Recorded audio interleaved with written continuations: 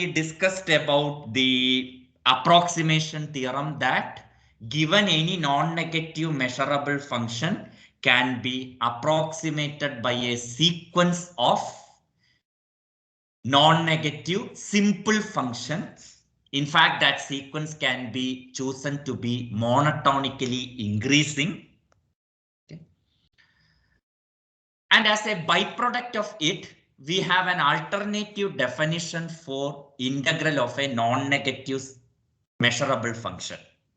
To define integral of a non-negative measurable function, you choose a sequence of non-negative simple functions converging to it, and then define integral of required f dm as limit of integral of phi n dm. This we use in between the proof of monotone convergence theorem. So apparently it looks that integral of a non-negative measurable function can be approached in two different ways. So let me write that.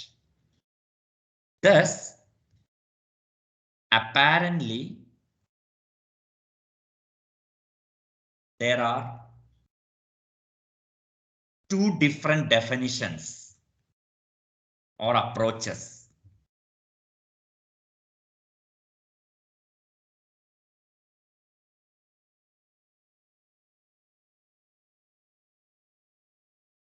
to define integral of a non-negative measurable function.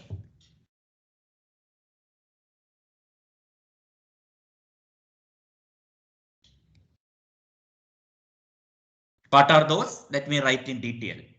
One is this, our definition. One.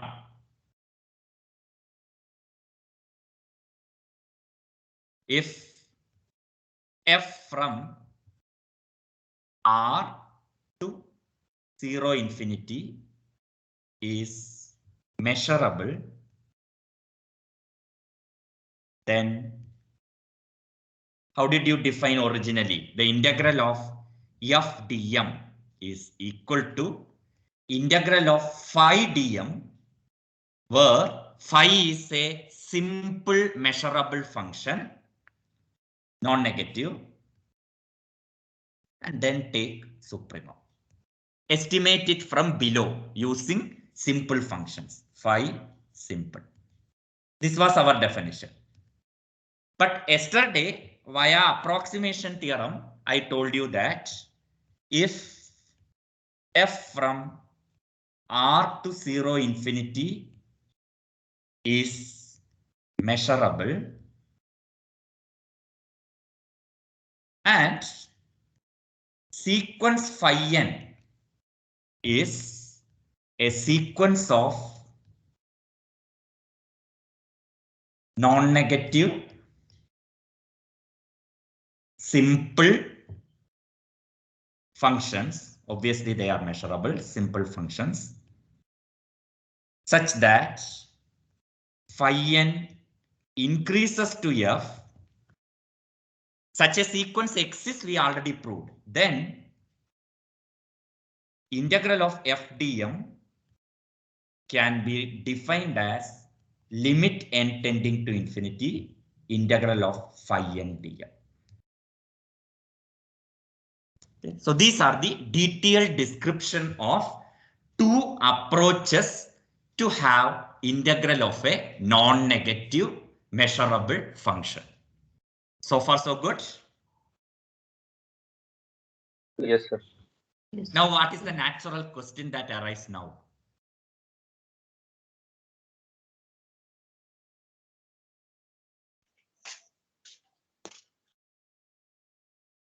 There is no natural question at this point. Yes, both are same. Whether these both approaches are same. How do you guarantee that both will give the same value for integral f dm? Okay. And also, if you look at approach 2, it looks like the definition depends upon which sequence of non-negative simple function you take. Existence is guaranteed, but there may exist two different simple non-negative sequences, measurable functions, phi n and psi n. Phi n converges to f, psi n also converges to f. In that case, to define integral of f, whether to use it phi n to be used or psi n to be used, that's the question. Okay, so I told you we shall discuss all these things in tutorial. So since this is a tutorial class actually, so I thought of starting today's lecture with that. That means I would like to prove that the definition I have given you originally for integral of a non-negative function and the definition that yesterday I just hinted at, both are same. That's what we are going to do now. Is it clear? Yes. So these Yes, two sir. approaches will give you the same answer. Okay. And most of the standard books approach in this way. The second way, that is, first they define integral of a simple function, say non-negative simple function. Then for a non-negative measurable function, first the approximation theorem will be proved. That is, there exists a sequence of simple measurable function converging to it. And then to define integral of a non-negative measurable function, they go for the second approach, that is sequence approach. Okay. So let me do it as a theorem.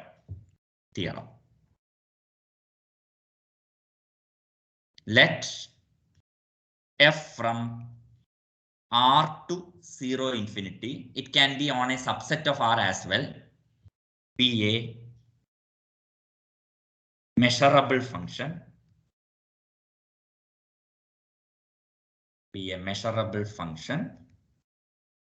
and sequence phi n be a sequence of, so let me write increasing sequence so that again I don't have to write in symbol. Be an increasing sequence of, to be precise, it is monotonically increasing, that is non-decreasing. Increasing sequence of simple functions, non-negative simple functions,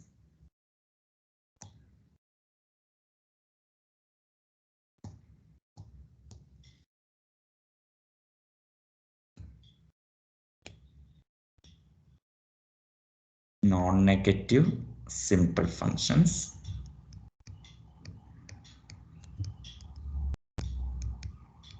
converging to f pointwise.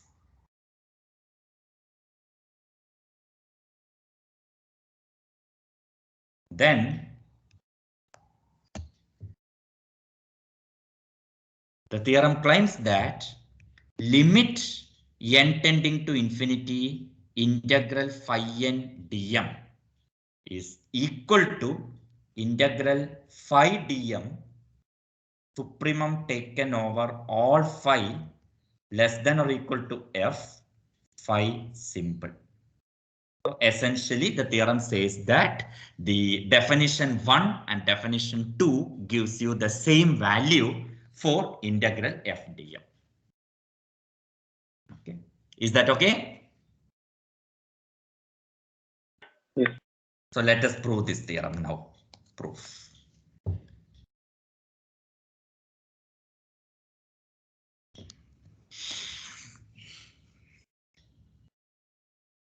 For convenience of writing, let me introduce a notation.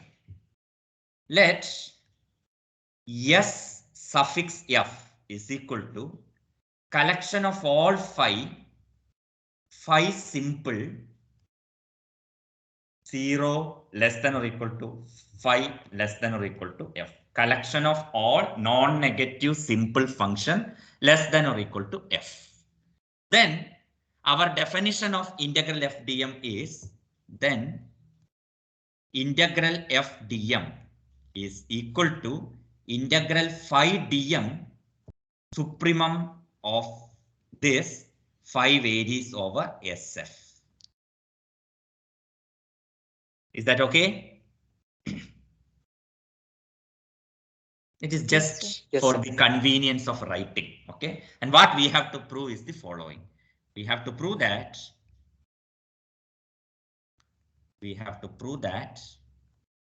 limit n tending to infinity integral phi n dm, where phi n is a sequence of non-negative simple function increasing to f. Existence of such a sequence we already know is equal to supremum phi element of SF integral phi dm. This is what we want to prove.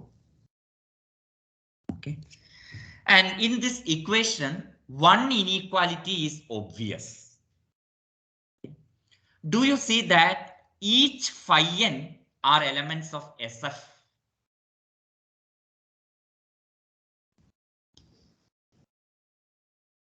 Yes, sir. Phi n's are monotonically increasing and it converges to f. Therefore, phi n is less than or equal to phi n plus 1 and each of them is less than or equal to the limit function f. Okay, so phi n's are less than or equal to f and phi n's are simple. Therefore, phi n's are elements in SF. Note that phi n is an increasing sequence of simple functions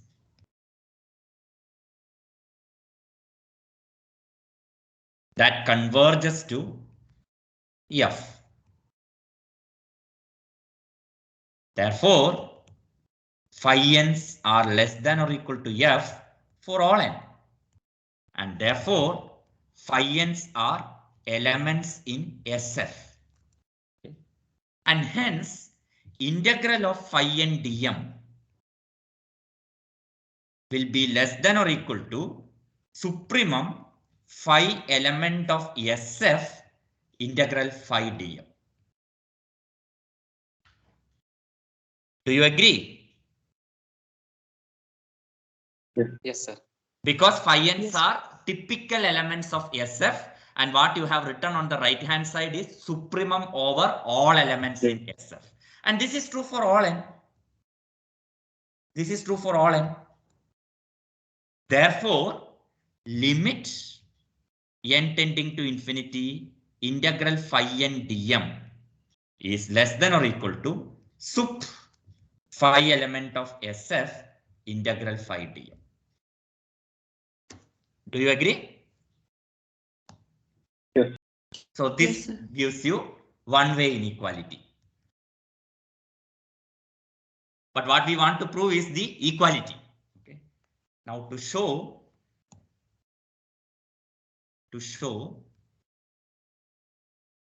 the other way inequality,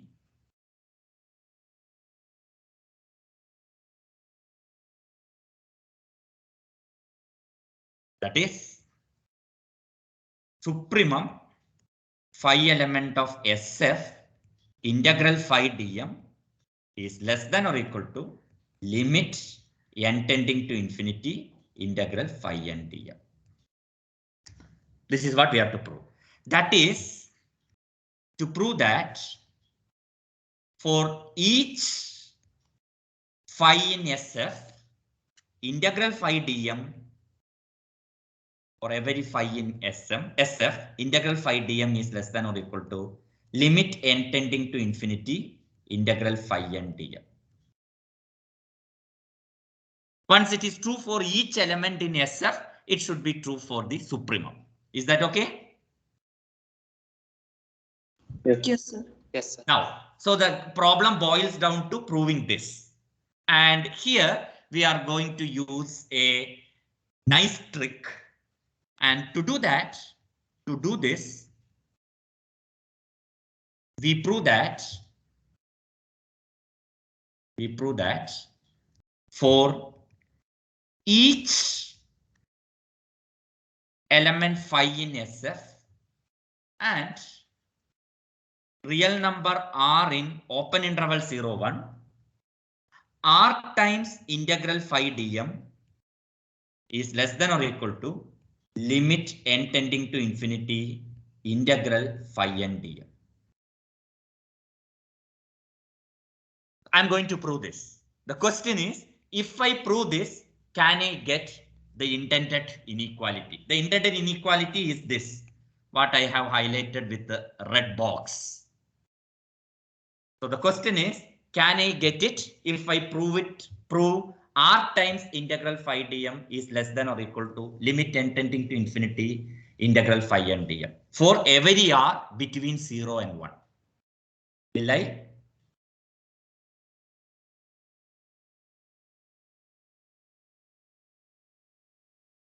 It is not a difficult question. It is true for all r between 0 and 1. Now you take r tending to 1. 1. You will get 1. what I highlighted in the red box. Okay. Do you agree? Yeah, yes, sir. So let me write. So that by letting r tending to 1, we get star. And previous inequality I called as star 1. Okay, we get star. So now our concentration is on proving this. R times integral phi dm is less than or equal to limit n tending to infinity phi n dm. Okay, so thus we shall prove star star. This is star star.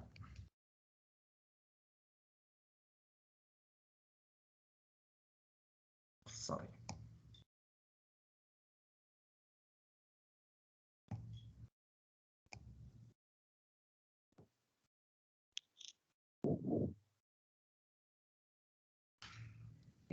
And to prove star star, we consider the following set. Let us look at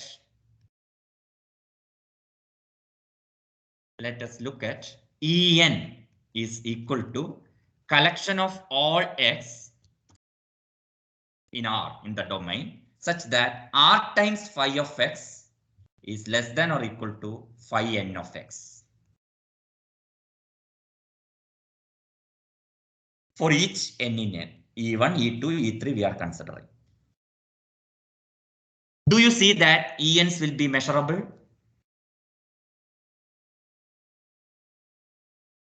Keep in mind that phi and phi n's are measurable. They are simple functions. They are all measurable. So I asked a question. Do you see En is measurable? Yes or no? Then can you hear me? Yes. Yes, sir. Yes, sir. So is it that if you don't want to answer, I can proceed. But since this is not a physical class, I am a bit worried whether it is because you are not able to hear me or whether you don't want to answer. It is not very clear to me. Okay. Anyway, so then En is measurable.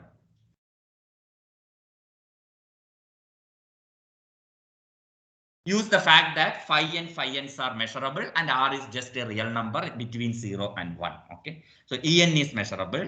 And further observation about En is contained in En plus 1. Do you see it?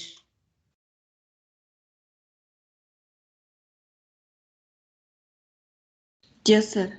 Because Yes, sir. Phi n plus Phi 1. n is phi n increasing. is increasing. Because phi n is increasing. Phi n is less than or equal to phi n plus 1. Okay. Now what I claim is, and in fact, each En is inside the domain R. Therefore, union En is contained in R. But what I claim is that R is equal to claim the domain is equal to. Here I took domain as R. It could be some E subset of R as well. Is equal to union En. N is equal to 1 to infinity. Okay, only one part I have to prove. R is contained in union En I have to prove. Let X is in R. In that direction, let X is in R. Okay. Now, if phi of X is 0, one possibility is that at a particular X, phi of X could be 0, then it is clear that X is in En for all N. Because if phi of X is 0, you are having 0 less than or equal to phi n X. And that is true because phi n is a non-negative simple function. Therefore, X is in En for all N and hence X is in union En. For union En, I want X is to be in En for some N. But in this case, X is in En for all N. Okay. So that case is done. Now, if phi of X is greater than 0, that's the other possibility. It cannot be less than 0. Phi is a non-negative simple function.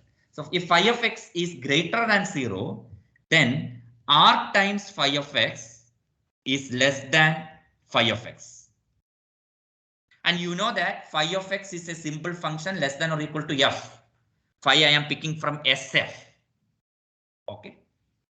So this inequality you have. And since phi nx is an increasing sequence increasing to F, that is phi nx converges to F of X, there exists a stage K in N such that R times phi of X is less than or equal to phi Kx is less than or equal to F of X. That's not hard to see. Just use the fact that phi nx converges. And therefore, there exists a case such that phi Kx is such greater than or equal to R times phi of X. That's what you want. R times phi of X is less than or equal to phi nx, then such an X will be in En. Therefore, such an X will be in Ek. Thus, if X is in R and phi of X is greater than 0, X is in Ek for some K. And that implies X is in union En. And in any case, therefore, R is contained in union N equal to 1 to infinity En. And hence, R is equal to union N equal to 1 to infinity En. Okay.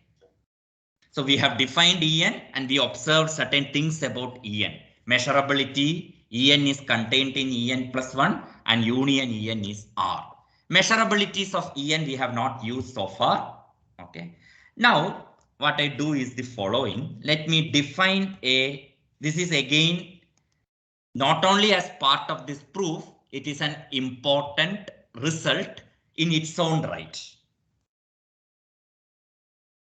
You already know a measure on R, namely Lebesgue measure.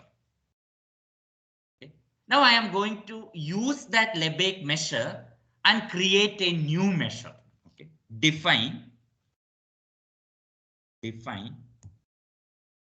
nu of E is equal to integral over R phi dm. Sorry, integral over E phi dm. Where phi is non-negative, simple, measurable function. I am defining nu like this. For what E? For all measurable subset E of R. For every E element of M. I think this is the notation I used for the class of Lebesgue measurable sets. I am defining this.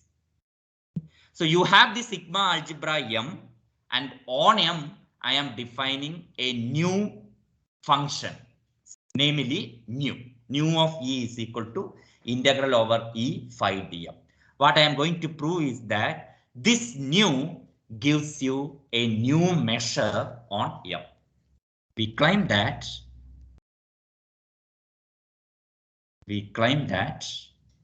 nu is a measure on the sigma algebra M. What is M? What is M? Collection of all Lebesgue measures. Lebesgue measurable set. Okay, so you already have a measure there, namely the Lebesgue measure. Now, using the Lebesgue measure via integration, I am creating a new measure. So it's the other way around. Integration comes after defining a measure. So once you have a measure, then you can go for integration. Now, using integration, we are creating a new measure. So it's the other way around process. Is that clear? Yes, sir. Yes, sir. And this gives you a method of generating new measures out of given measure. Now on R, I only know Lebesgue measure. Using Lebesgue measure, I am creating a new measure via integration. Okay, phi is fixed. Phi is fixed. Okay. Note that I will just put it on writing. Note that this gives a method of generating more measures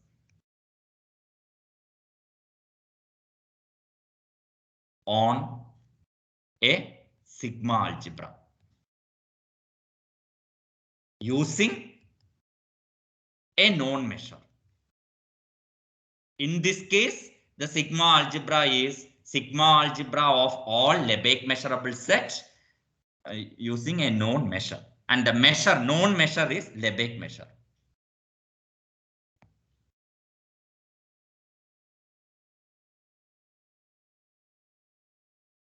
Why it gives more and more measures? Because this phi is up to you. You can choose different non-negative simple function and create new measure. And later stage, I will tell you that no need to take a non-negative simple function. You can take any non-negative measurable function. Suppose G is a non-negative measurable function.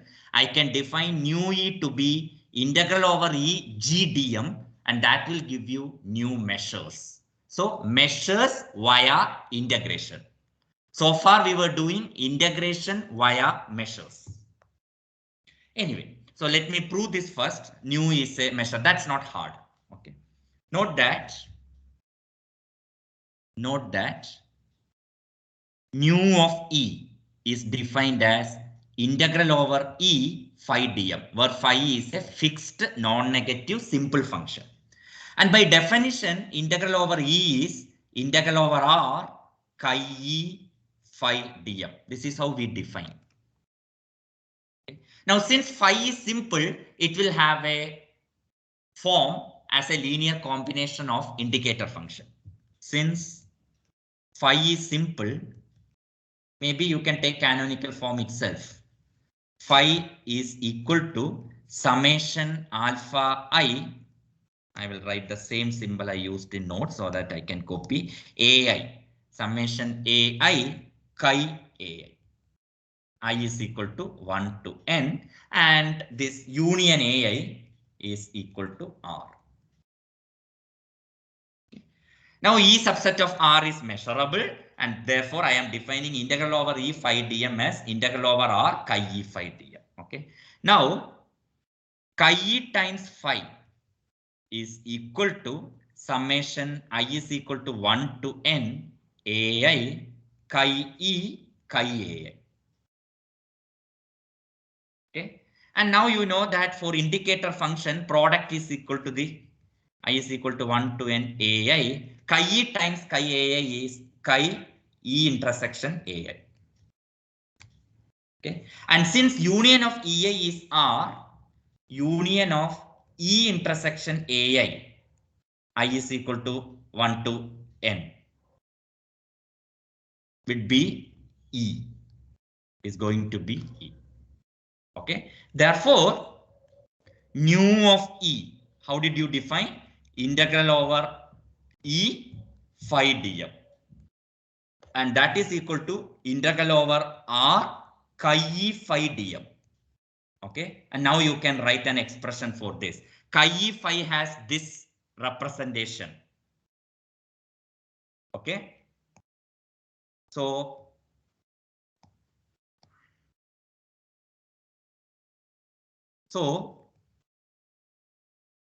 what is integral over E chi E phi dm? Summation I is equal to 1 to n ai Lebesgue measure of E intersection A. So I got an expression for nu E. Is that okay? Yes, sir. What do you Yes, want to now? What you want to see actually? You want to see that this nu that you have defined for all Lebesgue measurable set E determines a measure. Okay. To see that nu is a measure. Nu is a measure on the sigma algebra of all Lebesgue measurable sets. Okay. How do you do that? You know the definition for a measure. To say that a function is a measure, you have to see two properties. One is that, forgot, this was what we started with. In the first few lectures, we define what is measure, the sigma algebra, etc. So what are the requirements for a function to call it as a measure? Non-negative. Nu of null set should be is equal to, non-negative is clear Zero. by the definition. It is summation AA, measure of E intersection AA and so on. AAs are non-negative, these measures are non-negative, etc. Okay. So first thing is nu of null set is equal to 0. Okay.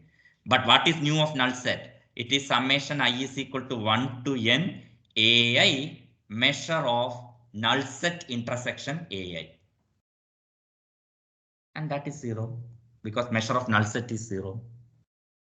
This M is Lebesgue measure. Okay. Now I have to prove 2. What is the second condition to see that nu is a measure? Of union E. Infinite union of E. Countably additive. Yes.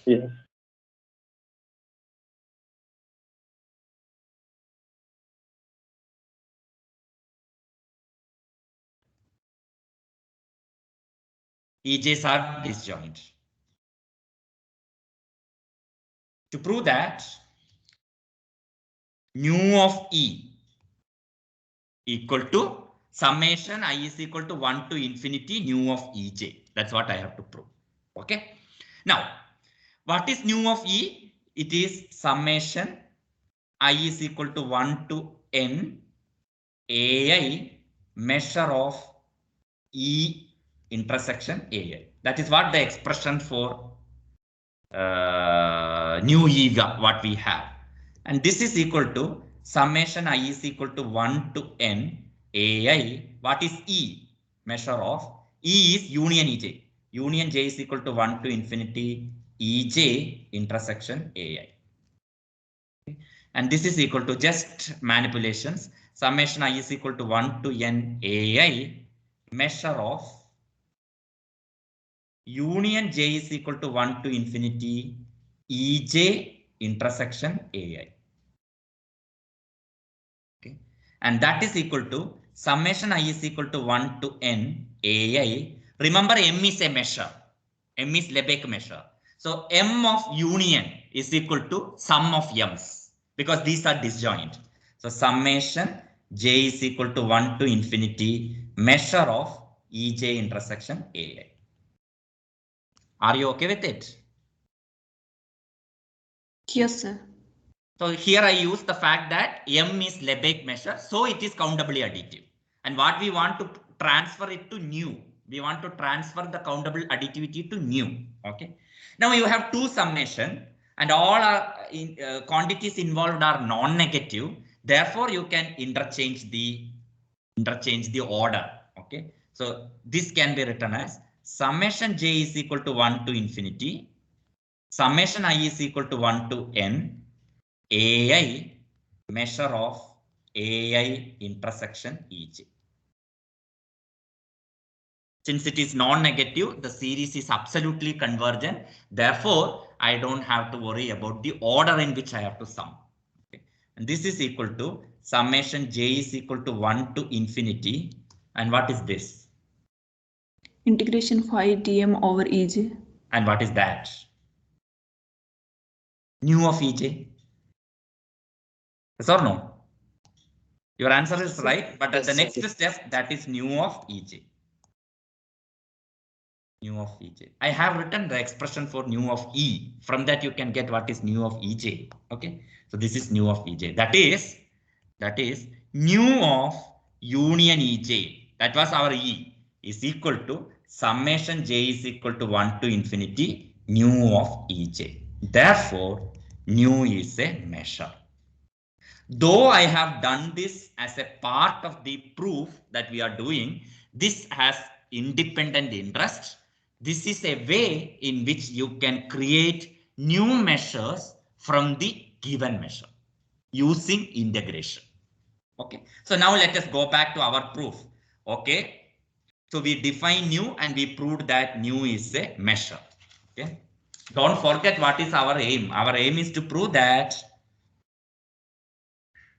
star r times, oh, that integral has been lost somewhere. I don't know how it happened. R times integral phi dm is less than or equal to limit tending to infinity integral phi and dm. This is what we have to prove. Okay. So in between, we proved that nu is a measure. Now, r times nu of En is equal to integral over En. This is r. Nu of En is integral over En phi dm. Okay, and that is equal to integral over En r phi dm. Okay, and this is less than or equal to integral over entire domain r phi dm.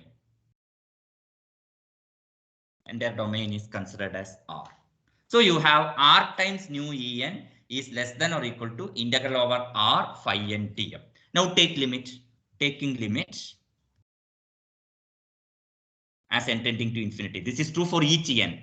R times limit n tending to infinity nu of En is less than or equal to integral over r phi dm.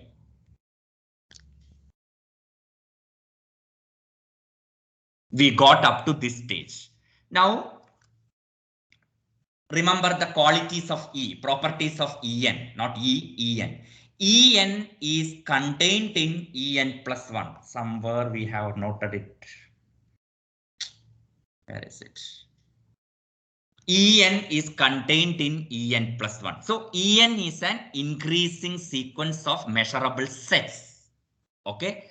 So since En is increasing, where it will converge to? Supremum. Union. There is no supremum for the set. It's for union, right? Monotonically Union. increasing sets. Union En. And what is union En? R. R. Okay. So now remember, note that En is contained in En plus 1. Ens are measurable, and union En is equal to R. Now remember, if M is any measure or mu is any measure, not Lebesgue measure, mu is any measure on a sigma algebra, for an increasing sequence of set En contained in En plus 1, mu of En will converge to. This is again few things we did in the first few weeks of the course. Mu of unions. Mu of union En. So, and nu is a measure. That is true for any measure mu. And you have proved that nu is a measure. Okay. Since nu is a measure,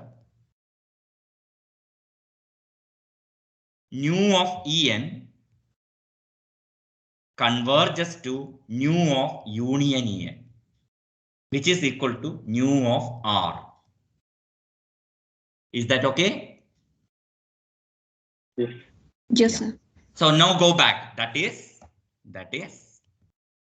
R times limit n tending to infinity nu of En is nu of R. Nu of R, the measure of R, is less than or equal to integral over R phi dm.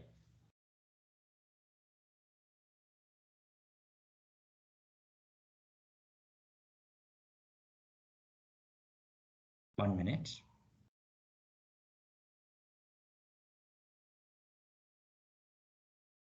Did I make some mistake? 1 minute. Okay.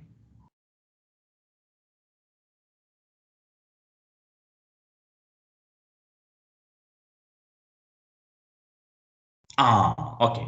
Here I have to use a different thing. Slightly a modification is there. You consider En. Sorry, I made a small mistake. Not mistake, but I have to consider one more thing. See, R times nu of En, I have written as R times integral over En phi dm. That is okay. But on En, you know something. On En, what is the definition of En? Too long. En. On En, you have, give me 5 more minutes. R phi is less than or equal to Phi nx. phi n. Phi. Therefore, integral over En R phi will be less than or equal to. Integration of phi n over e. Integral. Yeah, Phi so n. that I have to use. That part I have not used. Okay. So where is it? Here. So R times integral En phi dm, that is less than or equal to. So that step I missed. That is less than or equal to integral over En on En R phi is less than or equal to phi n dm. Okay. And now use the, instead of integrating over En, you integrate over R. So you will get this is less than or equal to integral over En. Sorry, integral over R. Instead of integrating over En, now you integrate over R. Integrate over R phi n dm. That's why less than or equal to. So that's the small mistake here. But it's not a mistake, but you will not get the intended output. Intended output you will get only if you use the property of En. The property of En is that R phi is less than or equal to phi n. Okay, you have this. Now you take limit. R limit n tending to infinity nu of En is less than or equal to, this part will be now changed, is less than or equal to limit, I'm taking limit on both sides, limit n tending to infinity integral over R phi n dm. Sorry for that. Now what we have told is right. Now here. So this part will be R times limit n tending to infinity nu of En will be nu of R is less than or equal to, right side will be limit n tending to infinity,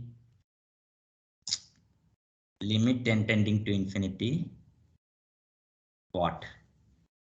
Integral phi n dm over R. Okay, that is R times, what is nu of R by definition? It is integral over R phi dm.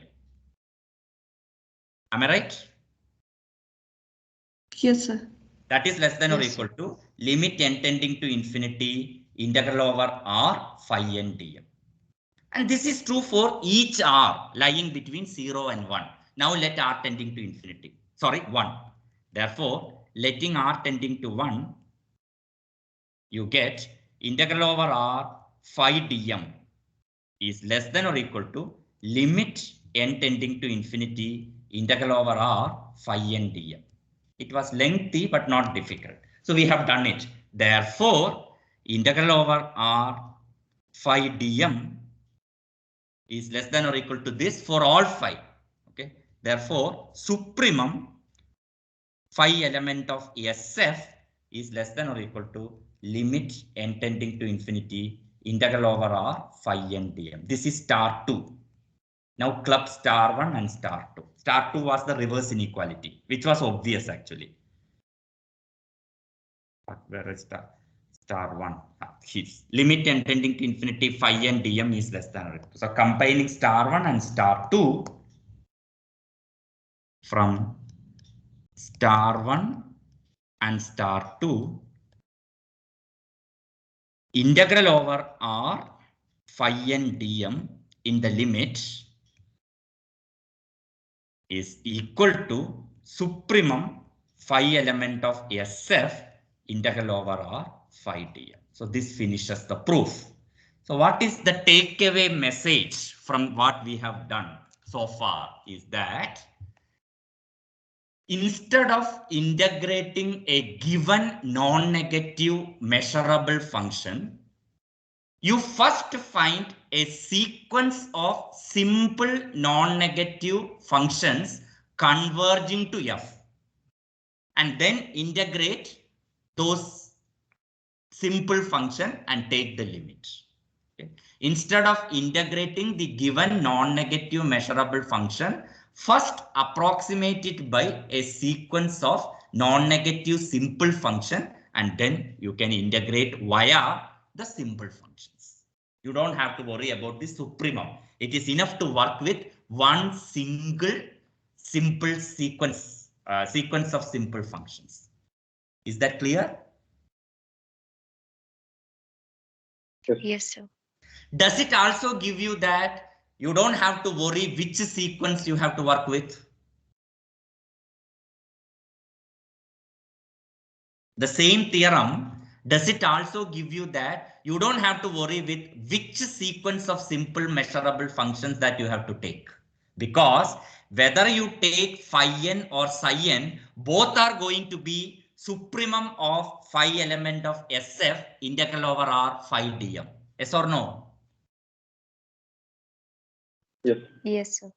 So Yes, that sir. means as yes. Remark. If phi n and psi n are two non-negative increasing sequence of simple functions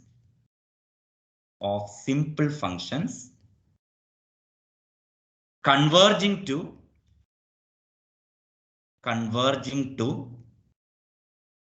a non-negative same measurable function.